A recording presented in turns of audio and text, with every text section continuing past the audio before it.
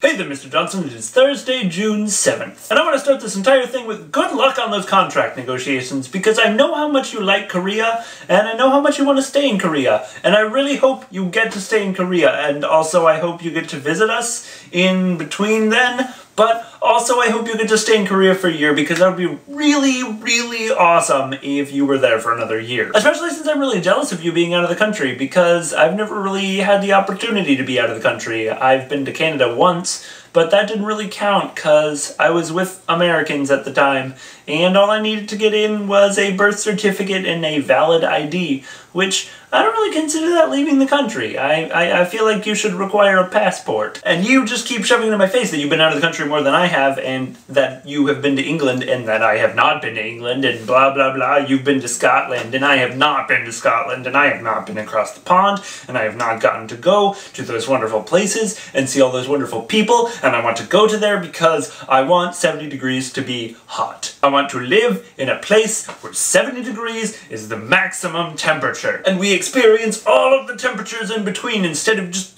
Florida where it's cold and then all of a sudden hot for 9 months of the year. On the topic of going out of the country, we had an Irish feast this week with Colcannon and Guinness and steak pie, and that is one thing that I like about being in this country currently, is that Father can cook me meals and they taste delicious, and they are steak and Guinness pie, and steak and Guinness pie makes me happy. However, on to more pressing matters, I just recently was watching the Sci-Fi Channel on television, and I discovered the existence of a movie called Jersey Shore Shark Attack. I can't decide whether this is a movie that I definitely have to see or definitely have to not see. I'll read you the description. Many years ago, hundreds of locals and tourists were massacred by giant man-eating sharks in the infamous 1916 Jersey Shore attacks.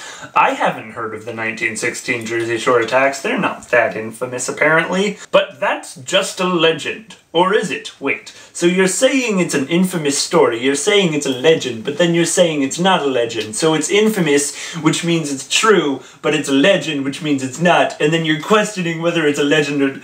Okay, this movie is going to be one of those movies I don't watch, I'm thinking. It's a holiday weekend on the Jersey Shore, and unbeknownst to anyone, underwater drills have attracted dozens of albino bull sharks to the pier. Why are they albino?